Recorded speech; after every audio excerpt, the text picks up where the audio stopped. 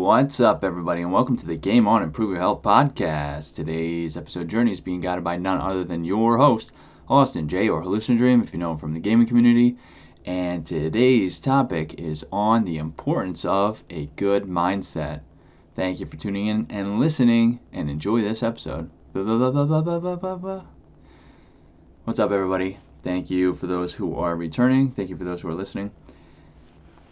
Austin J, or hallucinodream here, and today I want to talk about mindset. For those of you who may be returning, you know that I am going to school for my, I'm finishing up my master's degree here. I haven't referenced that in quite some time, but my master's in exercise science. I am a certified personal trainer. I actually just got my first job into a fitness facility. I'm very excited for that.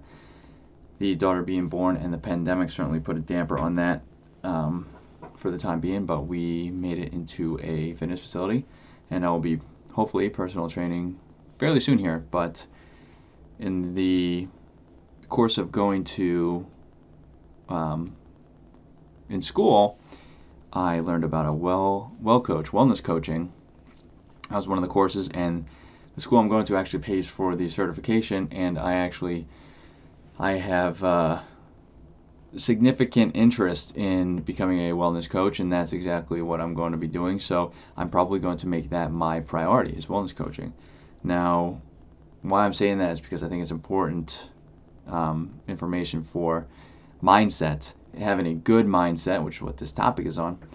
And not only that, is a wellness coach is what they do is overall health and wellness, but they really help to build or help you as a client, if you were to be a client of a wellness coach, help you basically find your own answers with some guidance, of course, is needed, and to build confidence in yourself and your journey, and to make sure that you are carrying a good mindset. I feel like mindset is not looked at as often, just like I think mental health isn't looked at as often, it's not looked at as often as it should be because of the importance of it.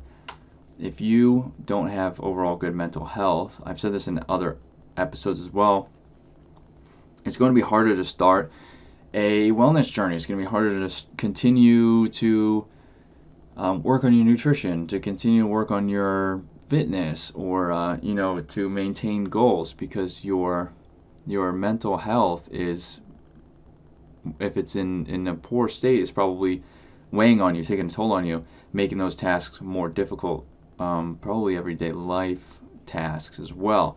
Now, I'm not speaking for everybody, of course. There are many different ways that can affect people, but having a poor mindset is kind of the same thing. So, and I see this more and more often, the mindset and the things, and because I'm learning, I've always noticed it, but I'm noticing it even more. Some of the things people are saying, and I'm even catching myself saying some things and thinking things, and it's technically putting me in a classification of having a poorer mindset in regards to that aspect of what maybe the situation I was kind of not thinking I was able to do or accomplish, right? So making it technically a poor mindset. I'm going to give an example real quick of myself. And I think it's important for me to give examples of myself and what I'm talking about, because I want people listening, people who are reaching out and looking for guidance or help or any sort of information, and they're coming to me, I want people to know that they can relate to me. I want people to feel like they can relate to me. Not that I am some, I don't know, everything's perfect type person and I am trying to relay messages. No, nobody's perfect. Things happen to everybody, and I want people to know that hopefully I can relate to some people. So, first example I am going to say is that I've always had difficulty learning. I've had a very difficult time reading, and I still do. And I'm learning more and more. I'm also listening to a book called course, I forget the name of the book now that I'm up here recording the podcast. But I'm listening to this book, and in the book, the author talks about mindset and the importance of mindset. And while in school and reading this book, I'm starting to realize that in regards to reading, my mindset is fairly poor. I have difficulty reading. It stresses me out, and I have always really just said, this is a mindset right here, right? So this, I'm quoting myself. I've always said that I can't read. I just have trouble reading, and that's not how I can learn. And that just simply isn't true. Okay, so I'm starting to realize that, and I can. So why I say it's not true is because I can increase my learning, and I do know that, and I do say that. Like I'm working on improving my reading and my comprehension. So me saying that, that I can't really read and all this and that, that's just not the best mindset to have. I shouldn't even say that, but I still do sometimes. I catch myself saying it, even though I know I'm on a journey to help myself read better. But what I could do is, and this is what's important to mindset, people might not even realize that you're saying it that way. Being vigilant enough to catch that, and being aware enough to catch that you're saying it like that. So I could change the phrase that I read slow and my comprehension is low, and that's just how I read, and I just can't read very well. I can change that to say, I can't read very well yet, because I'm working on it, right? So, and that totally changes the outlook of how it's perceived, even in my own mind saying it, right? And that's just a small example and a small step forward to creating a better mindset. And the more that I do this for myself in every aspect of life, let's say I'm not cooking meals well. I just made overnight oats. We'll use that. And you can find those on my personal YouTube. And then they'll be on the One Punch YouTube once I perfect them. But I made overnight oats for the first time because my daughter loves her overnight oats. And my wife and I, we love our overnight oats. So I decided I'm going to start making my own, probably healthier versions, and can get more of it, right? Basically make it in bulk. But I made 2 of them to test. I tested it out this morning. The one was fairly good, a little bland, and the other one was just, I couldn't even eat it. So, but I'm gonna keep trying again. I totally just lost my train of thought because I thought my daughter was waking up. She's downstairs taking a nap. She's very tired. I lost my train of thought on exactly where I'm going with the overnight oats. But what basically I'm not going to I'm not going to have a bad mindset about it. Like, I went into it, I wanted to make it. I hesitated for a little bit because just in the back of my mind, for a couple of weeks, I was like, it's going to take time, this and that, and then I got to learn it, I got to look up recipes, all this and that. And that was deterring me from doing it, which in reality, I know it's part of the mindset too, is just go ahead and do it. And I tell people that too. So when I tell people that, don't worry, I do that in certain aspects of life. There are sometimes I catch myself doing it. There's another thing people can relate to, I'm sure. So I'm catching myself doing it. I'm fixing that. But I went ahead and made it. And I could have said, wow, I'm never going to make that one again. But no, I'm going to try and keep working at that specific overnight oats, that specific recipe, until I get it to how I want it. And I know I'm going to be able to get it, right? So I'm going to get it. And that's the difference, whereas, good and a bad mindset, where I could have said, well, that one didn't taste very good. The other one was bland. Maybe I'll just stick with this one, but overnight oats just isn't for me. That wouldn't be a very good outlook. Overnight oats, I can make. I can do it. I know I can do it. I just have to. It's just like anything else. You just got to practice, basically, right? That's a good mindset. I'm just going to practice at it until I get it. And I know there's going to be stepping stones. Some of them aren't going to taste very good. And some of them are going to be more bland than the other until I figure out what mixes, what matches, and all this. And that's what will separate your successes from your non-successes. I don't even want to use the word failure. I've just made a podcast episode on that recently. If you haven't listened to that, go back and listen to it. But that's what will set those apart. Where I don't look at that as me not succeeding at that. It wasn't up to my standard. It wasn't really edible.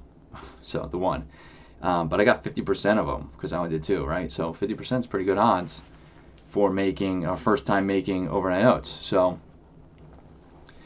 I'm going to look at that as a success on both of them because I successfully made one. I was able to eat it, and it was pretty good, a little bland. Can add something to it next time and see how it tastes. And the other one, I am just going to have to keep working on. So it's a work in progress, not a fail or a non-success. So I think mindset's overly important. I mean, it's just so important. If your mindset isn't there and you're coming up with excuses, and I hear this often from not just people I know, but I see it on social media, so I hear it from there. A lot on social media. You can see it and hear it on TV.